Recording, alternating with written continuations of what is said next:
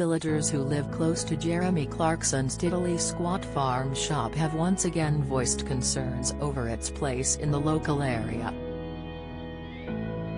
A constant stream of excited fans of Britain's most unlikely farmer arrive on a daily basis in the Oxfordshire Cotswolds, waiting in line for at least an hour to buy milk, honey and vegetables from the small shop they have travelled the length of the country to visit.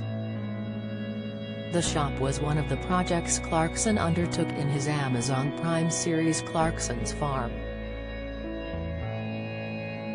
But the long queues and competition for business has sparked anger in the village of Chadlington, as seen during a meeting hosted by the former Top Gear presenter last week.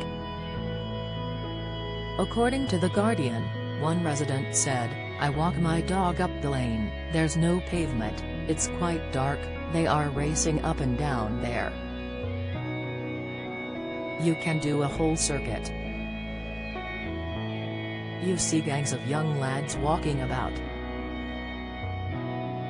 We're just not used to it. We never had this before. I really don't mind Jeremy. It's great he's bringing business to the area. But it's the people he's attracting. This isn't the first time the shop has come under fire from locals, as Clarkson admitted himself in a column for The Times in March.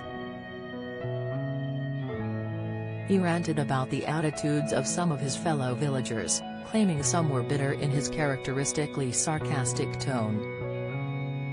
Clarkson said, "The problem is simple, in a village, most people are charming and happy to smile and wave at the appropriate time. But there is always a tiny minority who are bitter and whose mouths look like cats' anuses. These people are usually called parish councillors, and seniority in this weird world is achieved by having lived in the area for a long time. That's it. So, if you are the sort of person whose horizon is located on your nose end, and you've never been further afield than Chuntsworthy, you're the village elder." He also spoke of how his farm has caused anger amongst locals. He added, "My farm shop is tiny, but it seems to have landed in this part of the Cotswolds like a nuclear weapon full of sarin gas. We all know that planning regulations are necessary, and we all know that parish council enthusiasts are entitled to register their opposition, but there are some people in the countryside who literally do nothing all day long but object to stuff. They are made entirely from a blend of skin and hate." In fact, Clarkson said villagers had sent him a letter complaining that he was sourcing his stock from outside Oxfordshire, as well as other problems with his farm. He continued, "My shop had only been open a few days when we received a stern letter warning us that our rather lovely ice cream had been made from the juice of cows that lived 8 miles away, in Gloucestershire, and that this contravened a clause that said that we could only sell produce from West Oxfordshire. Since then we've been told that the roof is the wrong colour, that the sign is 0.3 of a metre too wide, that we aren't allowed to sell teas and coffees, that the gingham covering on the straw bales contravenes COVID regulations, that the car park is a road safety hazard, that the sausage rolls are wrong in some unfathomable way, and that if we were allowed to sell beer, yabos would come and urinate in the graveyard." Cameras have followed Jeremy on his farm in Chipping Norton for 2 years now.